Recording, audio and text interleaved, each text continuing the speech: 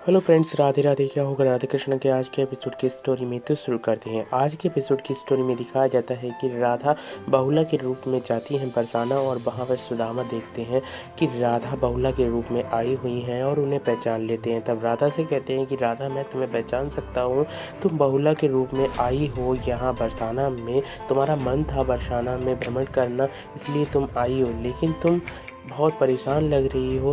तब राधा रूपी जो बहुला होती हैं कहती हैं कि बहुला के बछड़े कहाँ पर हैं। यह बात को सुनते हुए वहाँ पर बछड़े ले जाते हैं। उसी बीच में बछड़े दूध नहीं पीते हैं। तब राधा जो बहुला के रूप में होती है कहती हैं कि ये बछड़े दूध क्यों नहीं पी रहे हैं। तब वहाँ पर सुदामा कहते हैं कि तुम्हारी परेशानी को इन बछड़ों ने पहचान लिया है, इसलिए ये न कुछ भी नहीं कर रहे हैं। यह बात को सुनते हुए राधा यानी कि बहुला होती हैं बहुत ज़्यादा परेशान हो जाती हैं और सभी लोग निश्चय यह कर लेते हैं कि उस बाघ के समक्ष हम सभी जाएंगे। यह बात को सुनते हुए सुदामा की पत्नी भी आ जाती है और कहती है कि स्वामी, मैं भी चलूँगी। इधर से दिखाया जाता है कि जामंती कहती है कि राधा बहुला के रूप में है और उसके अंदर कितनी सौम्यता है। तब कृष्ण कहते हैं कि राधा से तो हमेशा शिक्षा ही लेनी चाहिए, तभी तो राधा हमेशा शिक्षा की ही पात्र बनती है, इसलिए राधा से हमेशा शिक्षा ही लेनी चाहिए। यह बात को सुनते हुए दूसरी ओर दिखाया जाता है कि बाघ के पास सभी लोग पहुंचते हैं और जैसे ही पहुंचते हैं कि बाघ गर्जना करता है। पीछे से बलराम दाऊ को पता चलता है कि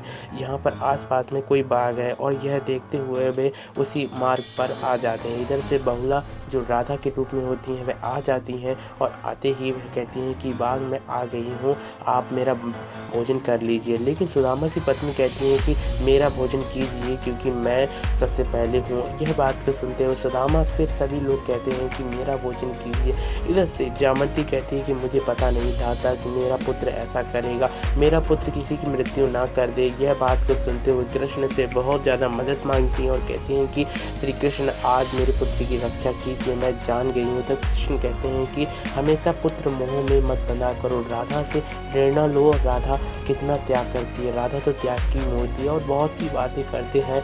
अंत में वहाँ पर जैसे ही राधा पर आघात होने वाला होता है कि वहीं पर बलराम आ जाते हैं कि बलराम उस बाघ को फेंक देते हैं अपने हाथों के द्वारा और यहाँ पर बलराम अपना हल निकालते हैं। उसी बीच में कृष्ण आ जाते हैं बचाने के लिए और कहते हैं कि शाम की अभी मृत्यु का समय नहीं आया और बहुत सी बातें हो जाती हैं और कहती हैं कि राधा गाय के रूप में है और राधा पर उसने आघात के, इसलिए उसकी मृत्यु तो करना अनिवार्य है। यह बात को सुनते हुए कृष्ण कहते हैं ऐसा कुछ भी नहीं करोगे, उसके कर्मों के अनुसार उसका फल मिलेगा। जब सब कुछ ठीक हो जाता है इधर से बलराम कहते हैं कि अब मुझे भी मेरा मुख बल दो और बहुत सी बातें करते हैं। तब कृष्ण चुटकी बजाते हैं, सभी लोग स्तंभित हो जाते हैं और कहते हैं कि मैंने तो कुछ मांगा ही नहीं। बलराम दाऊ कहते हैं इधर से कैलाश पर्वत पर महागौरी कहती हैं कि महादेव, आपने सही कहा था कि अगर मैं इस गाथा को पहले से ही जान लेती तो इसमें आनंद नहीं ले पाती, लेकिन कृष्ण की जो पुत्र वधू है उसको भी तो हमें दर्शन देने। यहाँ पर रुक्मावती को